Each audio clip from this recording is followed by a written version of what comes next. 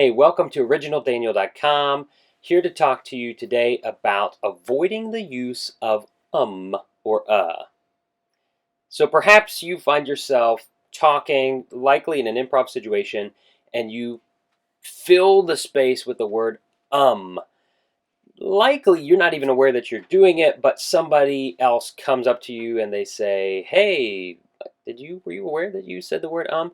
For me, I'm a worship leader, and so I had somebody in the congregation come up to me in between services and they said, "Hey, just this is a professional critique, nothing wrong with this, but wanted to let you know you use the word and quite a bit, to the point where it's distracting."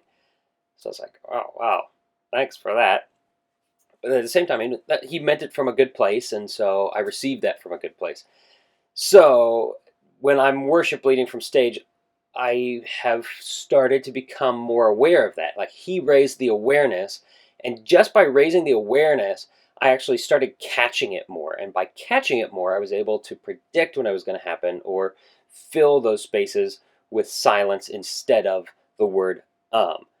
So, I'm here to tell you, just by raising awareness of when you're doing it, let's listen to your own videos, critique yourself, or have a friend listen to you.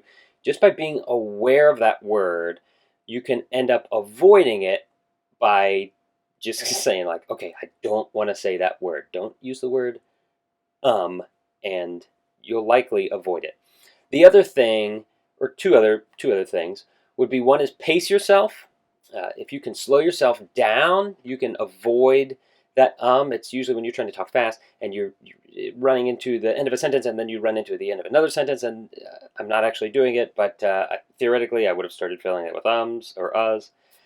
So if you can slow yourself down, there's nothing wrong with a little bit of a pause, with a little bit of a gap as you kind of regroup your next thought and put that together. That's better than filling it with 10 ums over the course of 20 seconds. And then the last piece of advice is to script out your talk. If you're trying to go by improvisation, you're much more likely to use ums or uhs. Whereas if you're reading off some kind of manuscript, if you know what you're going to say, you're much less likely to make a mistake.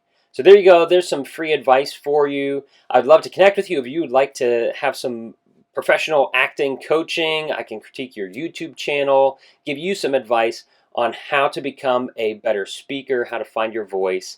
Link in the description below. Have a great day and be original.